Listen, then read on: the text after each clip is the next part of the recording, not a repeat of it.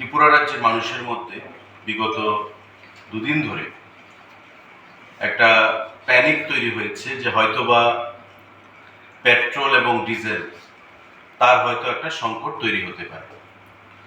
রাজ্যের প্রতিটা অংশের মানুষকে আমরা অবগত করতে চাইছি, আশ্বস্ত করতে চাইছি যে রাজ্যে পেট্রোল এবং ডিজেল এবং এলপিজি আপাতত কোনো ধরনের ক্রাইসিস নেই।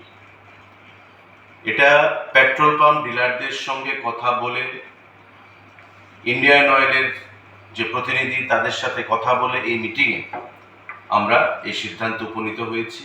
রাজ্যে যা স্টক রয়েছে পেট্রোল, ডিজেল, এলপিজি, তা আগামী 1 মাস ব্যাপী কোনো ধরনের ক্রাইসিস রাজ্যে সংঘটিত হওয়ার কোনো পরিস্থিতি তৈরি হয়নি বা সেটা নেই।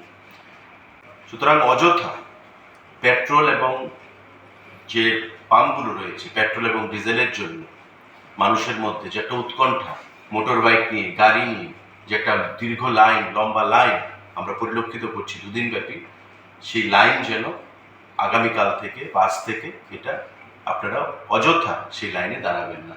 মানে এতে করে মানুষের মধ্যে উৎকণ্ঠা তৈরি হয়, মানুষের মধ্যে একটা অ্যাংজাইটি তৈরি হয়, মানুষের মধ্যে একটা প্যানিক তৈরি হয়,